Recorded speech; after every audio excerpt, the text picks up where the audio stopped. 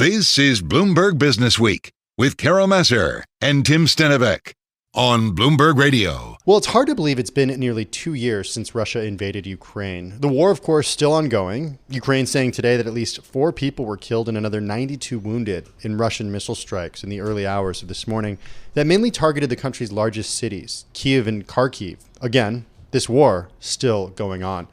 Carol, this is also a war that involves massive sanctions on Russia. It's a land war, it's an air war, it's a war of technology, and it's a war of sanctions. No, it's a really good point. As of July, the U.S. had sanctions in place against more than 3,600 individuals, entities, vessels, and aircraft. That's according to Castellum AI. It's a compliance screening company that maintains count. Targets of U.S. sanctions included the top 10 Russian-owned banks, military manufacturers, and government leaders all the way up to President Vladimir Putin. I feel like in the early days, remember we talked about this and what people were doing to put pressure on the oligarchs and so on. Seize the yachts. Exactly, yeah. And the property throughout the world. Well, nearly 2 years in, have these sanctions actually worked? Christine Abely is assistant professor in contracts and international business at New England Law, and she's got a new book out all about this. It's called The Russia Sanctions, The Economic Response to Russia's Invasion of Ukraine.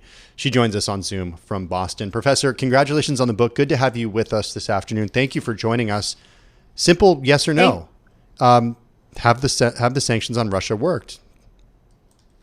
I would say yes, to the extent that sanctions can work and to the extent that they can be reasonably expected to achieve results.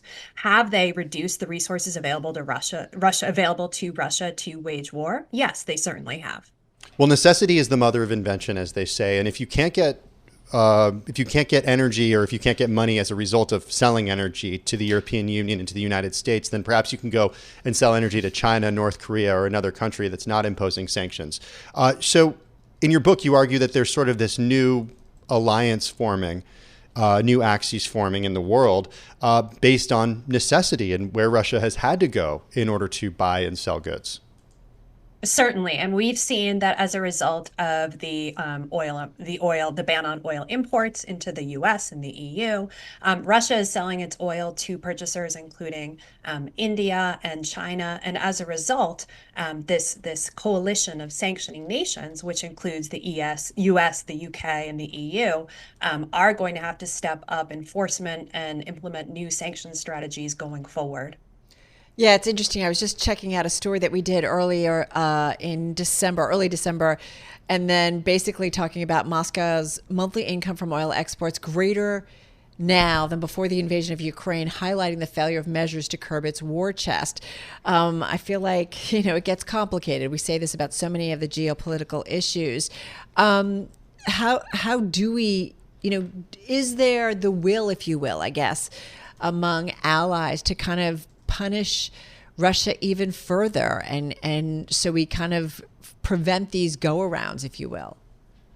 I think so. And I think that what we might see going forward is more of an emphasis on secondary sanctions, where parties who are from nations that haven't imposed their own sanctions, right? Parties from third-party country nations like China and India, they might themselves be made subject to sanctions in the future based on their supporting Russian companies and individuals. Do you think really China, though? I mean, they need oil. I think about, right? It's like I said, I'm being silly, but I mean, they're looking at what they need. I feel like there's kind of a rewriting almost of geopolitical allies starting to unfold here as we see kind of pressures and stress points around the world. But do you think something like China will consider its allegiance or allies with the United States and others in the Western world more important than its need for oil?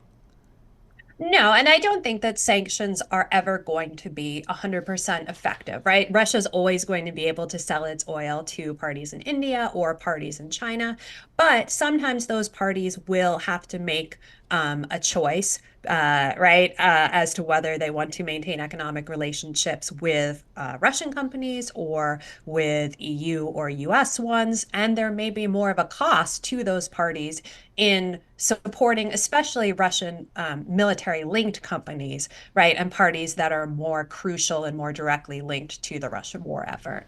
How do you differentiate between sanctions that a government puts on a country versus a decision, and we've spoken to Professor Jeffrey Sonnenfeld quite a bit over the last couple of years over at Yale, a company that makes a decision to withdraw from Russia. How do you distinguish between those two actions?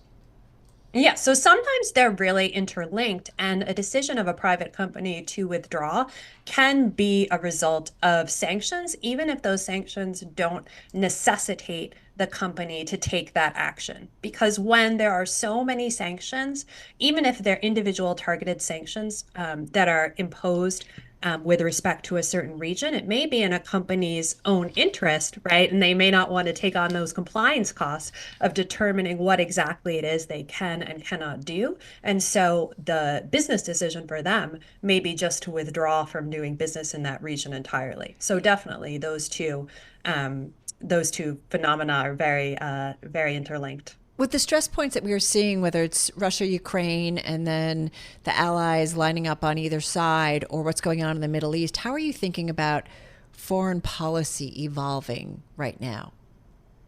Yeah, so I think that since the invasion of Ukraine, right, and the sanctions response to Russia, this is very much the use of economic tools, right, these sanctions tools as a means to achieve foreign policy. So these economic sanctions all have these foreign policy ends, but they affect private parties and entities in their quest to do so. So when you think about the actual effects on Russia, I think a lot of people are really surprised today, Professor, to see that this war is still going on. To the extent that, well, Russia hasn't clearly won. I mean, almost 2 years ago, so many people were sitting here saying this is going to be a matter of days, not weeks, when Russia is successful in its campaign. And then as the war started playing out and you started seeing companies and countries sever ties with Russia, a lot of people thought, wait a second, now maybe we will start to see the Russian people push back against the government. That hasn't happened to the extent that actually weakens the government and says, okay, the Russian government is pulling out and is no longer invading Ukraine. Are you surprised by that?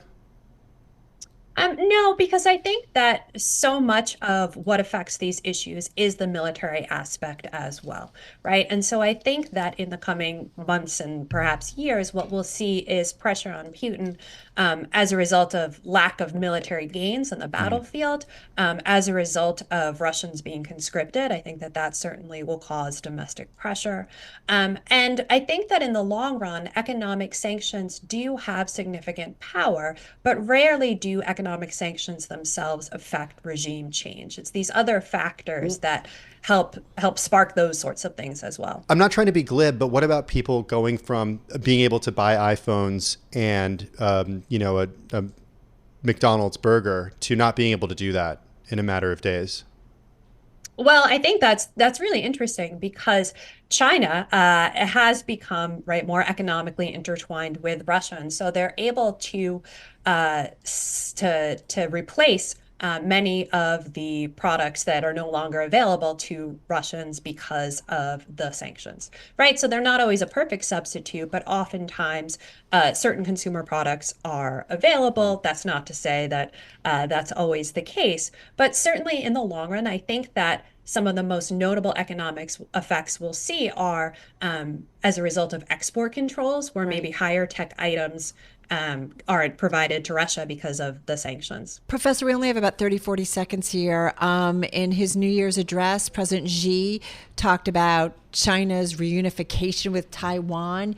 Would you anticipate a coordinated action effort by global allies if we start to see, you talk about the principle of territorial integrity in your book. Would you expect to see a global coordinated effort in terms of sanctions or other efforts against China if that was to happen just very quickly? I think it's different from the Russian situation because of the extent of economic interdependence between the U.S. and China in a way that the U.S. and Russia are not so heavily linked. All right. Certainly a lot to think about in this year that is going to be probably, once again, jam-packed geopolitically. Thank you so much, Christine Abely. She is Assistant Professor in Contracts and International Business at New England Law on Zoom from Boston. Her new book, The Russian Sanctions.